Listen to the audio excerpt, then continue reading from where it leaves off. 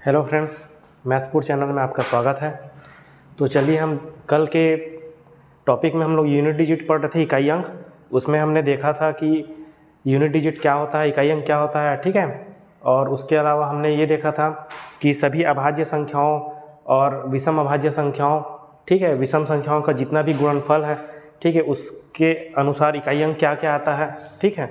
ये सब हमने देखा था, ठीक है। चलिए आज हम देखते हैं कि सभी सम संख्याओं के गुणनफल का इकाई अंक, ठीक है। सभी सम संख्याएं, यानी सम संख्या क्या होती है, जैसे कि 2, 4, 6, 8, 10, ये सभी क्या है, हमारी सम संख्याएं, ठीक है। जैसे यहाँ लिखा हुआ है सम संख्या 2, 4, 6, 8, 10, ठीक है।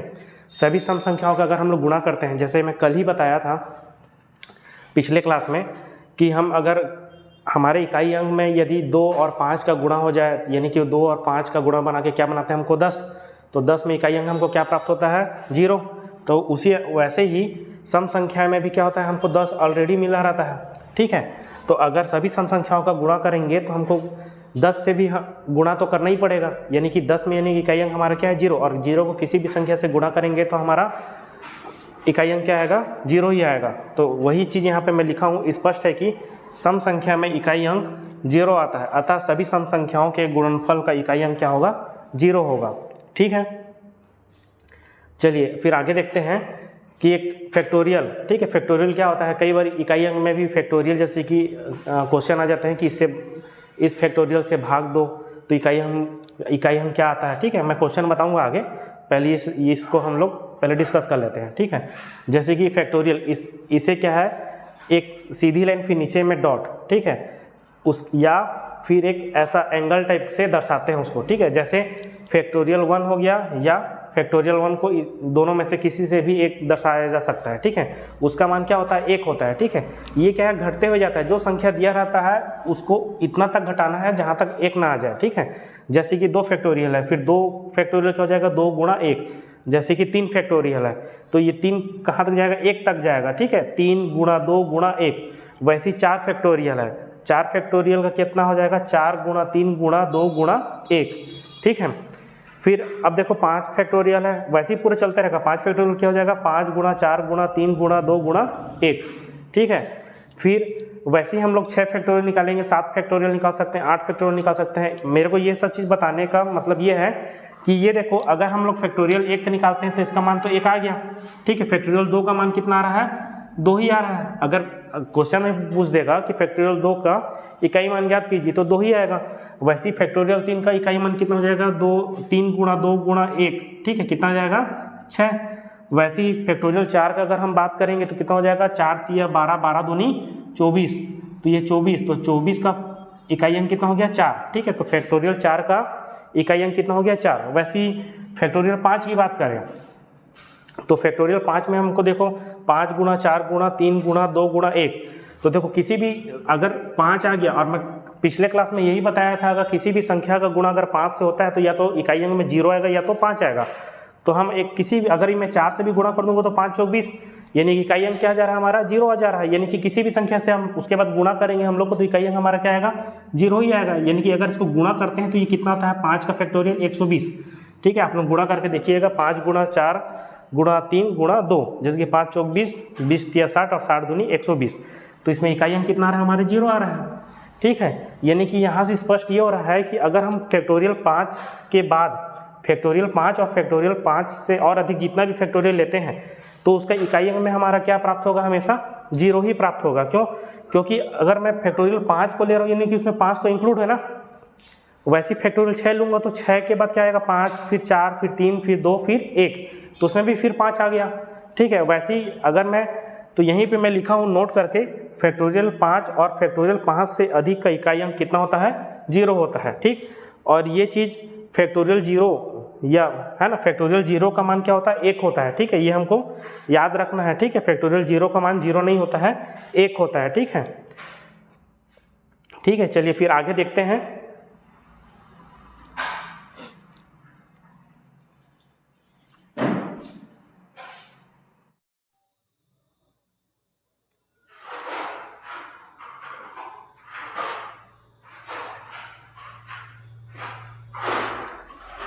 चलिए फैक्टोरियल से संबंधित एक क्वेश्चन देखते हैं कि प्रश्न दिया है कि फैक्टोरियल 1 की घात में 5 प्लस फैक्टोरियल 2 की घात में 4 प्लस फैक्टोरियल 3 की घात में 3 प्लस फैक्टोरियल 4 की घात में 2 प्लस फैक्टोरियल 5 की घात में 1 प्लस फैक्टोरियल 10 की घात में 5 प्लस फैक्टोरियल 100 की घात में 4 प्लस फैक्टोरियल 1000 की घात में 3, फिर क्या है प्लस फैक्टोरियल 10,000 की घात 2 प्लस फैक्टोरियल 1,00,000 की घात में 1 का इकाई अंक ज्ञात कर रहा है। ठीक है, क्वेश्चन देखने से बहुत ही मतलब ऐसा लगता है कि बहुत ही लेंदी बनेगा, टफ है करके, लेकिन 1 से 2 लाइन का ही ये मतलब आंसर है ये। ठीक है, चलिए देखते हैं। देखो हमको अगर सबसे पहले देखना है कि फैक्टोरियल 1, तो फैक्टोरियल 1 का मान क्या होता है, 1 ही होता है। ठीक है, तो फैक्टोरियल अगर मैं यहाँ पे देखूँ, ठीक है, अगर हम लोग ऐसे एक प्रोसीजर को तो देखते हैं, ठीक है, स्टेप टू स्टेप वाइज।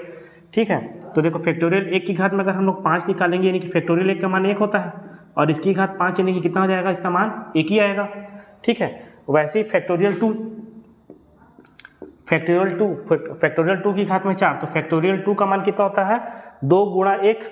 ठीक है, 2 गुणा 1 फैक्टोरियल 2 का मान, उसी घात में 4 यानी कि कितना हो जाएगा, 2 गुणा 1 यानी कि 2 की घात में 4 और 2 की घात 4 यानी कि कितना हो गया, 16। ठीक है, 2 की घात यानी कि 16, तो 16 का कितना हो गया हमारा इकाई अंक, 6 हो गया। ठीक है, वैसे ही फैक्टोरियल 3 का हम लोग निकालेंगे, फैक्टोरियल 3 की घात में 3। ठीक है, तो फैक्टोरियल 3 का मान कितना हो जाएगा, 3 गुणा 2 गुणा 1 की घात में 3 यानी कि 3 दूनी 6, तो 6 की घात में 3 और 6 का क्यूब करने पर कितना आता है, 216। ठीक है, 216, तो 216 का इकाई अंक कितना आ गया, 6 आ गया। ठीक है, उसी प्रकार फैक्टोरियल 4 का की घात 2 में निकालेंगे हम लोग, तो फैक्टोरियल 4 का मान कितना होता है, 4 गुणा 3 गुणा 2 गुणा 1 की घात में 2। ठीक है, गुणा करके देखो, 4 तिया 12, 12 दूनी 24। ठीक है, तो 24 की घात में 2। ठीक है, 24 की घात में 2 यानी कि 24 का वर्ग करने पर कितना आता है, 576। ठीक है, तो इसका भी इकाई अंक कितना आ गया, 6। ठीक है, और फैक्टोरियल 5 की घात में 1। ठीक है, फैक्टोरियल 5 की घात में 1 यानी कि कितना हो जाएगा, 5 गुणा 4 गुणा 3 गुणा 2 गुणा 1 की घात में 1। अब यहाँ पे मैं वही चीज़ बताया था, अगर फैक्टोरियल 5 और 5 से अधिक जितने भी रहते हैं उनका सबका इकाई अंक कितना आता है, 0 आता है। क्यों, क्योंकि इसको हम लोग गुणा करेंगे तो कितना आएगा, 120, और 120 में इकाई अंक हमारा कितना है, 120 की घात में 1, तो हमारे यहाँ से कितना माना जाएगा, 120, और 120 में इकाई अंक कितना आ गया, 0। ठीक है, यानी कि 5 के बाद फिर जितना भी है, 100, 200, 300, 400, 450, 460 जितना भी है, 1 लाख, 2 लाख, 3 लाख जितना भी है, सबका इकाई अंक कितना आएगा, 0 आएगा। ठीक है, कहने का मतलब अगर हम देखेंगे तो यहाँ से 0 स्टार्ट हो रहा है, तो इसका भी इकाई अंक का मान कितना जाएगा, 0, इसका भी इकाई अंक का मान कितना जाएगा, 0, इसका भी इकाई अंक का मान कितना जाएगा, 0, इसका भी इकाई अंक का मान कितना जाएगा, 0, और इसका भी इकाई अंक का मान कितना जाएगा, 0 आ जाएगा। ठीक है, तो हमारे पास जो बचा है उसको देख लेते हैं। ठीक है, और सबको ये जोड़ने के लिए बोल रहा है, सबको प्लस है यानी कि सबका इकाई अंक को जोड़ेंगे। ठीक है, सबके इकाई अंक को जोड़ेंगे, अगर मैं यहाँ पे एक साथ लिख देता हूँ, ठीक है, सभी का। ठीक है, 5 तक तो 0 है, बाकी 4 तक का देख लेते हैं। फैक्टोरियल 1 का कितना आया था, 1 इकाई अंक, उसके बाद 2 का कितना आया था, 6। फैक्टोरियल 3 की घात में 3 का कितना आया था, इसका भी 6। ठीक है, उसके बाद फैक्टोरियल 4 की घात में 2 था, उसका भी कितना था, इकाई अंक 6। और फैक्टोरियल 5 का कितना था, 0, और उसके बाद जितना भी आएगा सबका मान 0 ही आएगा।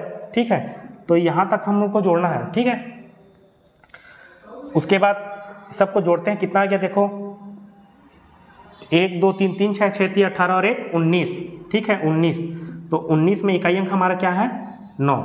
ठीक है, तो 9 ही हमारा क्या है, ये इकाई अंक,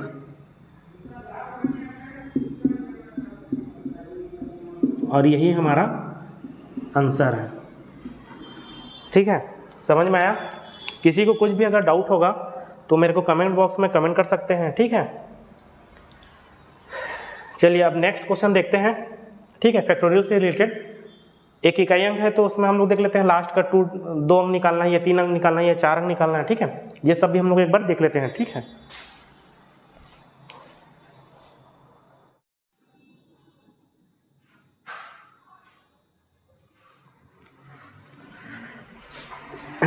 चलिए नेक्स्ट क्वेश्चन देखते हैं।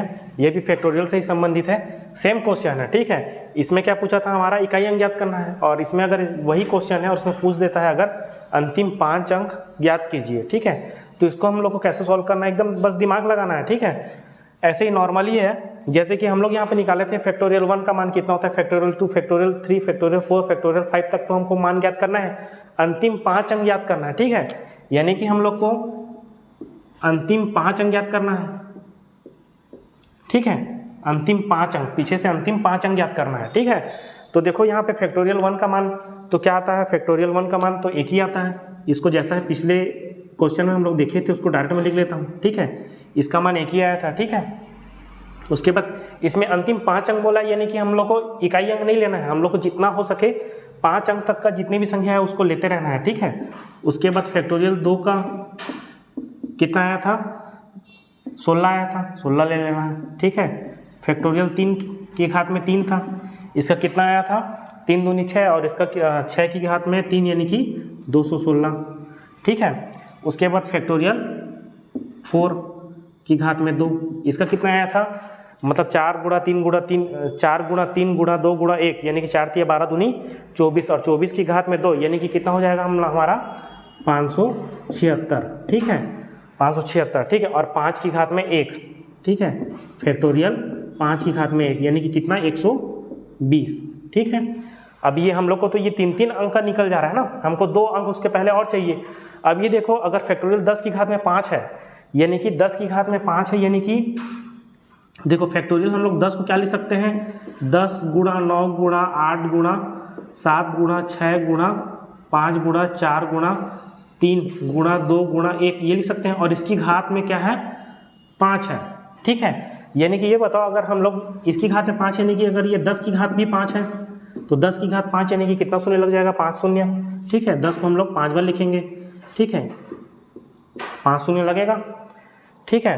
तो 5 शून्य लगेगा, यानी कि इसके बाद जितना भी है 100 की घात में 4, तो 100 की घात में 4 करेंगे तो वो संख्या जो शून्यों की संख्या वो और बढ़ जाएगी, ठीक है। ऐसे करते करते 1000 की घात में 3 है, ठीक है, तो 1000 की घात में यानी कि 9 शून्य लगेंगी।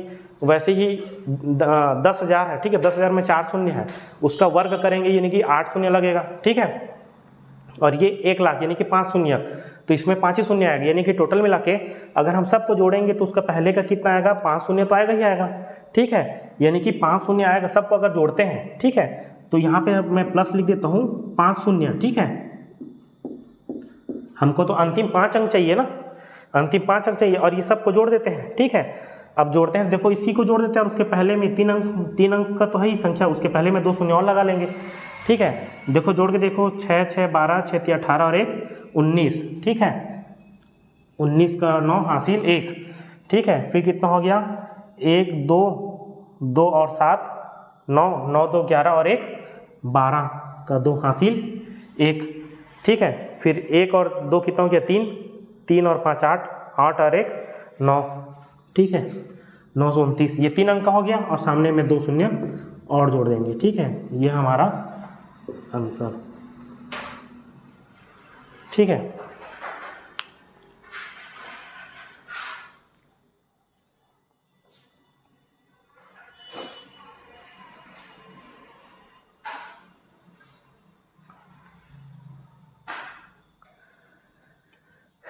ठीक है, ये फैक्टोरियल से संबंधित मतलब क्वेश्चन थे, ठीक है। आगे और हम लोग अभी और पढ़ेंगे, ठीक है।